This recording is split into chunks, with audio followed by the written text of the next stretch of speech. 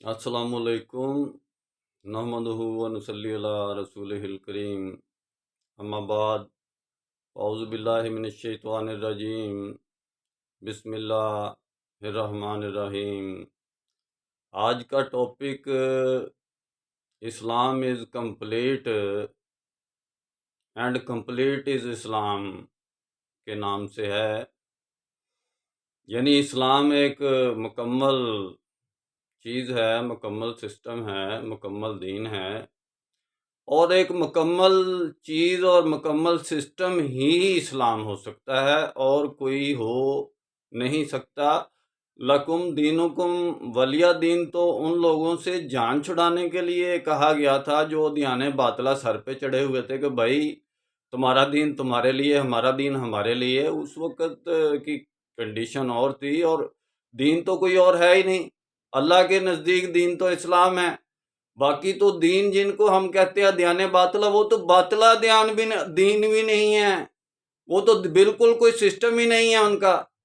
तो इस्लाम is complete and complete is इस्लाम, यानी इस्लाम एक मुकम्मल चीज़ है, मुकम्मल सिस्टम है और कंप्लीट सिस्टम ही इस्लाम हो सकता है।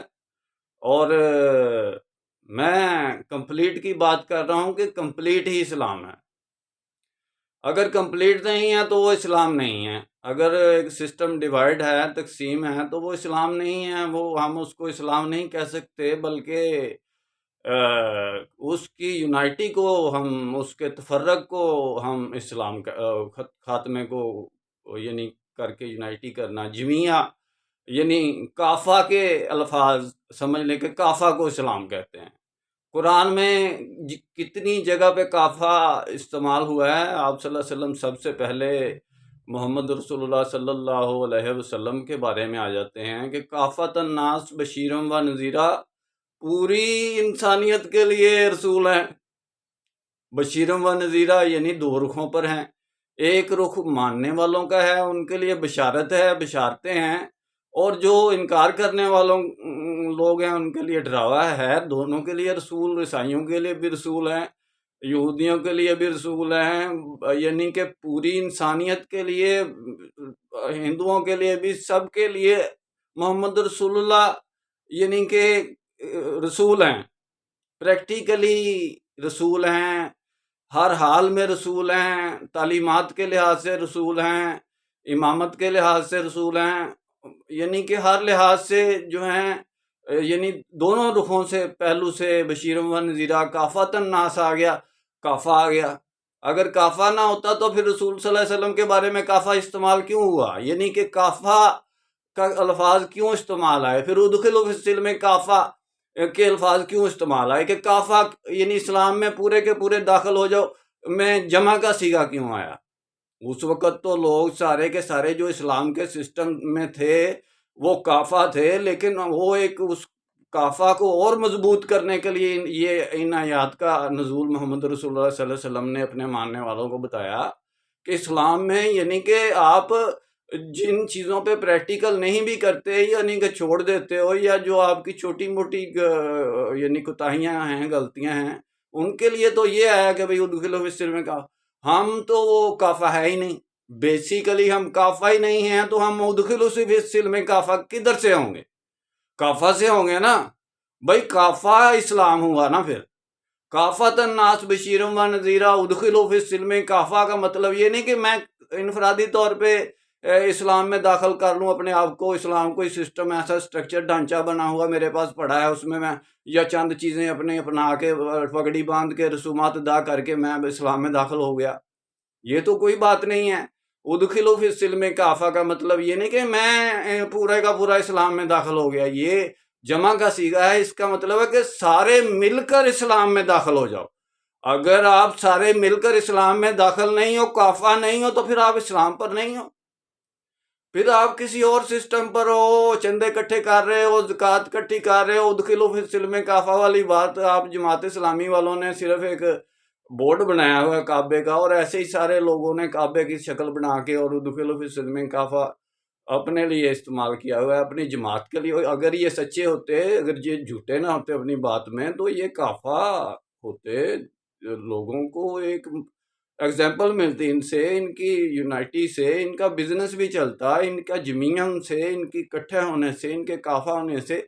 پھر ان لوگوں نے جہاد بھی ڈیوائیڈ ہو کر کیا، اس کے بارے میں نے اپنی بک میں ڈیٹیل سے لکھا ہے، دعوت مسلمین میں، قتال فی سبیل اللہ ہم کیسے کر سکتے ہیں، کیسے اللہ کی راہ میں لڑ سکتے ہیں۔ اور ان لوگوں نے لاکھوں یعنی ڈالر اور وقت، امت مسلمہ کا اتنا قیمتی وقت، اتنا قیمتی نوجوان، اتنی قیمتی جانیں اور اتنا قیمتی دور جس میں ہم گزر رہے ہیں، جو ہمارے اوپر امت مسلمہ کے اوپر ذمہ داریاں ہیں، ان کو ہم چھوڑ کر الٹا ہم نے دین کے اندر عجیب قسم کے یعنی کہ حرام اور مکروہ کاموں کو حلال قرار دے کر، اور ان کو فتنے کو، فساد کو جہاد قرار دے کر، اور ہم نے اتنا، وہ اس کا کیا ملا؟ سینٹرل ایشین سٹیٹس وہیں کی وہیں پڑی ہیں، وہ لاکھوں لوگ مر گئے۔ وہی اس وقت رشین فیڈریشن کو تسلیم کر لیتے، پہلے ہی مامے بنے ہوئے تھے جہاد کے۔ رشیا نے جی جارحانہ حملہ کیا، وہ ریاستیں، بھئی یہ ریاستیں باغی ہو رہی تھی رشیا سے، ادھر کلاشن کو کلچر آ گیا تھا جیسے ہمارے کنٹری میں، جیسے افغانستان میں آپ نے دیکھا ہے، جیسے پاکستان میں دیکھا ہے۔ تو یہ لوگ رشین فیڈریشن کو اس وقت، اب جو ان ساری سینٹرل ایشین سٹیٹس نے رشین فیڈریشن کے ساتھ مل کر فوجی مشقیں کی، اپنے لاکھوں مرڈر بھی کروائے، ایران نے بھی، ترکی نے بھی، یہ عراق کی جنگ میں بھی لاکھوں مرڈر ہوئے، یہ رشین فیڈریشن نے ساری جنگ رچائی اور امریکہ کو ادھر پاکستان کے اندر لایا۔ بھئی جمعیہ لڑنے کی بات کی طرف آئیں تو اس میں بھی کافر ہے کہ اگر آپ نے اللہ کی راہ میں لڑنا ہے، قرآن میں ہے کہ قاتل المشرکین، جیسے مشرکینوں کو ایسے قتل کرو جیسے کما یقاتلونکم کافہ، یعنی جیسے کافہ مل کر وہ تم لوگوں کو قتل کرتے، تم بھی کافہ ہو کر ان کو قتل کرو۔ میں تو کہتا ہوں کہ کافہ ہو کر قتل کرنے کے قابل تو ہم ہیں ہی نہیں، کافہ تو ہم ہیں ہی نہیں، تو اسلام کدھر گیا؟ جماعت اسلامی جھوٹ بولتی ہے نا بھائی، یہ جماعتیں جھوٹ بولتی ہیں نا، یہ اسلام، آپ ان کے چینل کیوں سنتے ہیں؟ آپ ان کی بات کیوں سنتے ہیں؟ آپ میری بات سنیں، میں تو اسلام کے لیے بالکل مطلب بے لوث ہو کر، میں کوئی چندہ فیسے نہیں لے رہا ان کی طرح، جیسے یہ لوگ منصورہ مرکز میں بیٹھے تنخواہیں کھا رہے ہیں۔ اور میرے والد بھی اگر جماعت اسلامی میں رہے ہیں، پورے ضلع شیخوپورہ میں ان کا نام تھا، تو لیکن ان کو جماعت نے بڑی آفر کی کہ جماعت اسلامی میں ہم آپ کو تنخواہ دیتے ہیں، ہم آپ کو کنوینس بھی دیتے ہیں، ہم آپ کو رہائش بھی دیتے ہیں، آپ چھوڑیں، یہ ڈاکٹر آپ پریکٹس کرتے ہیں، مخلوق کی خدمت کرتے ہیں تو چھوڑے تو نہیں۔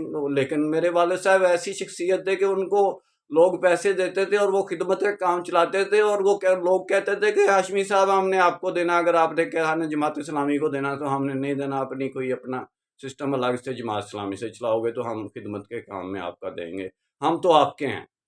ایسے وہ یعنی کہ پریکٹیکل مین تھے۔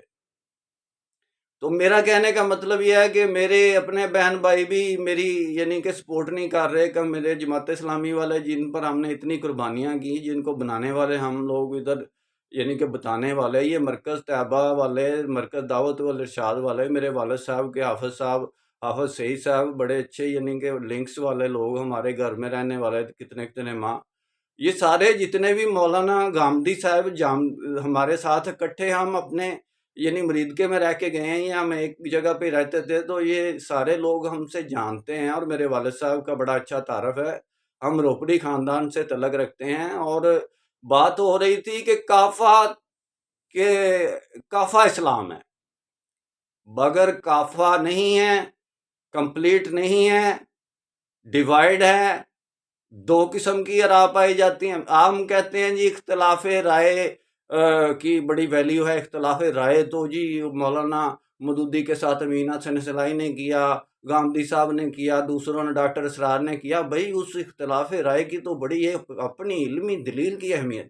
بھئی اگر اس وقت ہی آپ لوگ اپنی علمی دلیل کی حقیقت کو اپنے وہ میوزیم میں رکھ کے آپ پریکٹیکلی وہ اکٹھے ہی رہتے، چلتے رہتے، آپ سے جماعت اسلامی کی غلط اسلام کے بارے میں پالیسیز کی وجہ سے مذہبی حلقے ان کا دامن چھوڑ گئے، لیکن مجبوراً پھر بیچارے وہ کوئی ڈیموکریسی کا پلیٹ فارم نہیں ملتا تو وہ کیا کہتے ہیں، مجبوراً اس کی طرف ٹرینڈ کرتے ہیں، تو کیا ان کو کتنی سیٹیں ملتی ہیں؟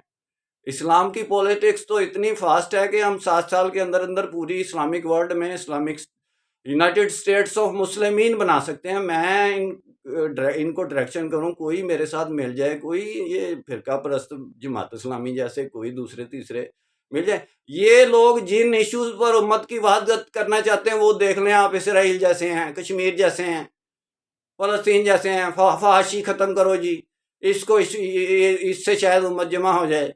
بھائی یہ تو ہمارے اوپر باطل دنیا کے اٹیکس ہیں، حملے ہیں. آپ ان کا کیا ان سے فائٹ کرو گے؟ ہم تو جمعیہ نہیں ہیں، ہم تو کافہ نہیں ہیں، تو ہم کیا کریں گے؟ ہم اپنا کام تو کر نہیں رہے، کافہ تو ہے نہیں، تو ہم وہ ان کے صرف ڈیفنس میں ہم اپنا اسلام پیش کر رہے ہیں. ہمارا اسلام ڈیفنس، جیسے ہماری آرمی ڈیفنس اور ہمارا اسلام بھی ڈیفنس. ہماری آرمی کو ڈیفنس کہتے ہیں، ان کو ختم کر دینا چاہیے آرمی کو. پاکستان کی باؤنڈریز پر صرف رینجرز ہوں اور پولیس کی 7 قسم کی پارٹی بنا دی جائیں جو پاکستان کی اسٹیٹ کو چلائے. پولیس اسٹیٹ بنا دی جائے اور پولیس کے اوپر پولیس کے اوپر پولیس. ملیشیا میں بھی ایسے تھا، 7 قسم کی پولیس تھی اور پولیس کے اوپر دوسری پولیس نگرانی کے لیے بھی یہ صحیح کام کر رہی ہے کہ نہیں کر رہی. تو ایسے کر کے انہوں نے بک امن کی بھی ایک بنائی ہوئی تھی، اینڈ پہ وہ شورا بنا کے انہوں نے ایک کام کیا. ادھر شراب بھی چلتی ہے، ریسٹورنٹوں میں ہر چیز چلتی ہے. بھائی چلنے دو، فحاشی کو چلنے. یہ تو دشمنوں میں الجھا رہا ہے، فلسطین کی جنگ کو چلنے دو، نہ کرو. کشمیر کو چھوڑ دو، یہ ایسے کام نہ کرو. اور پاکستان کے اندر ہم اسلامی نظام قائم، اس کو چھوڑو، پہلے اسلامی نظام کو قائم تو کر لو، پھر پاکستان میں بھی کر لیں گے، پھر کسی جگہ پہ بھی کر لیں گے. پہلے اس نظام کو، اس سسٹم کو بناؤ تو صحیح، کافہ کی طرف آؤ تو صحیح.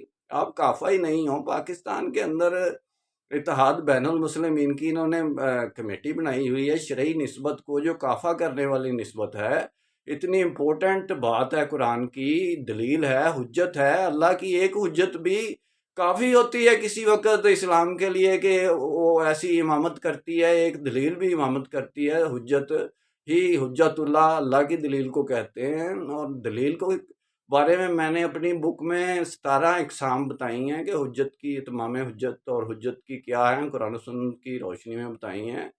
اور یہ لوگ جو اسلام کی دعوت دیتے ہیں، سب سے پہلے آپ دیکھیں ان کا مقصد کیا ہے. سنیں، دیکھیں. آپ نے اپنی زندگی مقصد میں نہیں لانی، آپ نے بھی ضائع کرنی ہے. آپ نے اب اسلام کے اوپر عمل کرنا ہے تو ظاہر ہے کہ آپ دیکھیں ان کے مقصد کیا ہیں. اگر ان کا مقصد امت کی وحدت، خدمت خیر کا کام نہیں ہے، امت کی وحدت ان کا مقصد نہیں ہے، اسلام کے بارے میں جو بھی یہ پریچ کرتے ہیں، دعوت دیتے ہیں، وہ صرف ہندو مت کی طرح، ایک جین مت کی طرح، بدھ مت کی طرح کی دعوت ہے. اس کو میں اسلام کی دعوت نہیں کہوں گا. وہ عبادات کی اور ایک منزلیں حاصل کرنے کی اور ایک درجات آخرت کی بلند کرنے کی دعائیں ہیں، اور یہ کچھ اور چیزیں ہیں.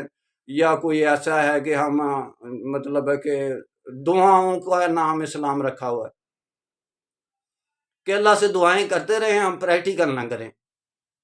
تو کہنے کا مقصد یہ ہے کہ اللہ تو دعائیں قبول کرتا ہے اور اللہ دھوکہ نہیں دیتا. ہم اللہ کو دھوکہ دیتے ہیں.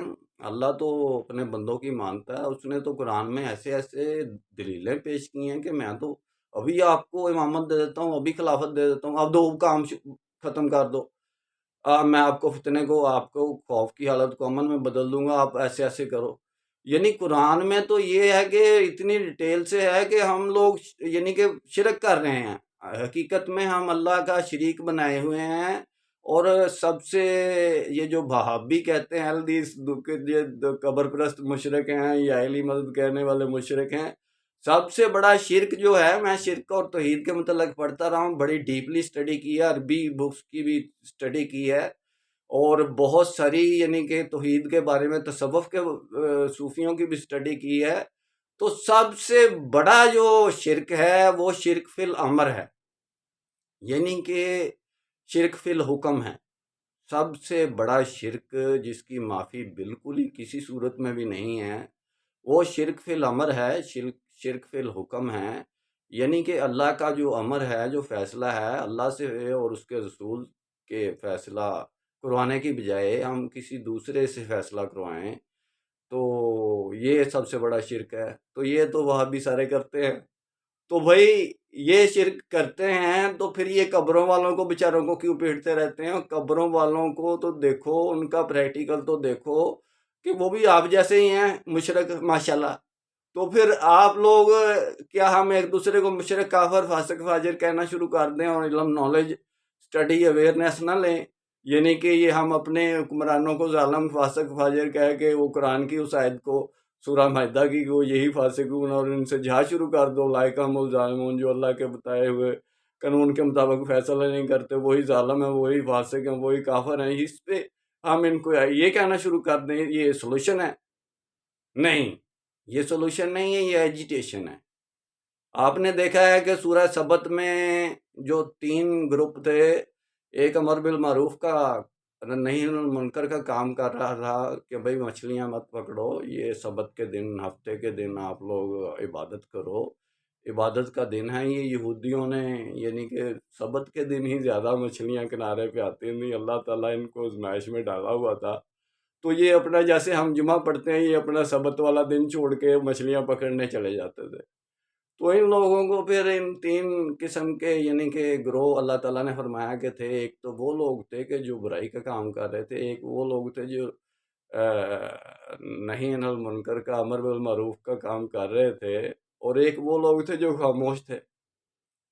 عبداللہ بن عباس رضی اللہ تعالیٰ عنہ سے کسی نے پوچھا کہ اللہ تعالیٰ نے اس آیت میں یہ فرمایا ہے کہ جن لوگوں نے امر بالمعروف اور نہی عن المنکر کا کام کیا تو وہ لوگ تو بچا لیے گئے، باقی تو سارے عذاب میں دھر لیے گئے، عذاب آ گیا ان پہ. تو اس کے بارے میں جو خاموش لوگ ہیں ان کے بارے میں آپ کا کیا خیال ہے؟ دیکھیں، عبداللہ بن عباس کی بڑی ڈیپ سٹڈی تھی پچھلی اہل کتاب کے بارے میں بھی، تو رضی اللہ تعالیٰ عنہ کی. تو انہوں نے کہا کہ بھئی وہ جو خاموش تھے وہ پہلے سے امر بالمعروف اور نہی عن المنکر کا 80 سال سے جماعت اسلامی کی طرح اتنا کام کر چکے تھے کہ صرف امر بالمعروف اور نہی عن المنکر کر کر کے جب انہوں نے دیکھا کہ یہ ہماری تو کوئی بات بھی نہیں مان رہے تو وہ خاموش ہو گئے. جماعت اسلامی تو خاموش بھی نہیں نہ ہوتی.